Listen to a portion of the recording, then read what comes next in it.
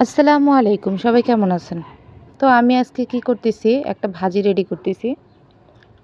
তো এই ভাজিটা হলো গাজর, তারপরে ফুলকপি, আলু। তো এগুলো দিয়ে ভাজিটা করব। তো পেঁয়াজ, রসুন, মরিচ এগুলো ভালো করে ভেজে নিলাম। এখন এই তো দেখেন কাটা সেই সবজিগুলো দিয়ে দিলাম।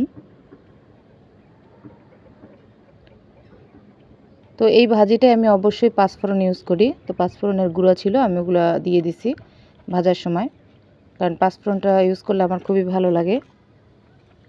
তো এতে দেখেন পরিমাণ মতন হলুদ এবং লবণ দিয়ে দিলাম। তো এগুলো ভালো করে এখন ভেজে নিব।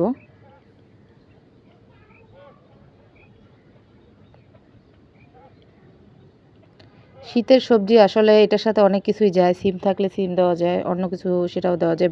বকুলি থাকলে সেটাও দেওয়া যায়। বকুলিটা দিলে বেশি আরও টেস্ট হয়। তো আমার কাছে যা সবজি ছিল ওগুলো দিয়েই করা হয়েছে। তো দেখেন ভালো করে নেড়ে চেড়ে নিচ্ছি।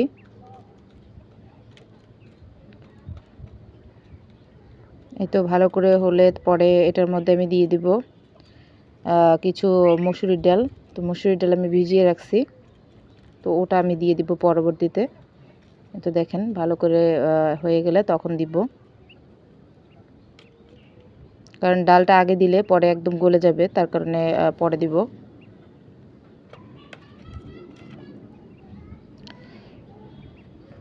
এই ভাজিটাকে মানে আসলে খুবই ভালো লাগে রুটির সাথে। সকাল সকাল সকালের নাস্তায় অবশ্যই রুটির সাথে এটা খুবই পছন্দ।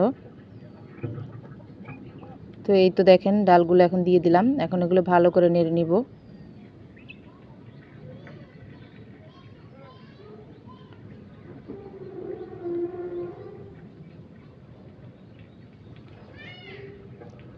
তো দেখতে থাকেন। তো এই তো ভালো করে চেপে চেপে দিতে হবে, যাতে করে ডালটা ভিতর দিকে সেদ্ধ হয়ে যায়।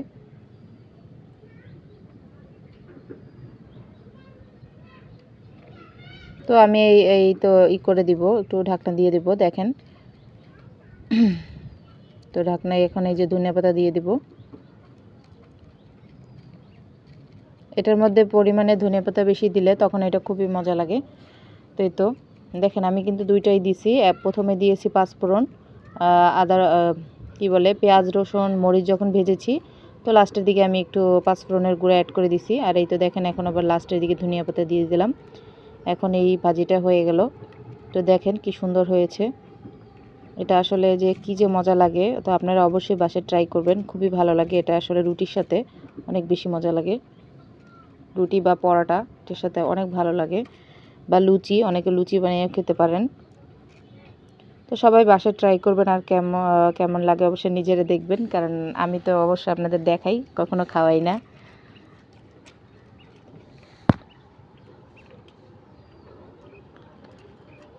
তো এই তো দেখেন কি সুন্দর কালার আসছে। তো ডেকোরেশন করে নিয়ে আসলাম আপনাদের সামনে। তো পুরো রেসিপিটা কেমন হলো অবশ্যই জানাবেন। অসংখ্য ধন্যবাদ প্রত্যেককে পুরো ভিডিওটা দেখার জন্য।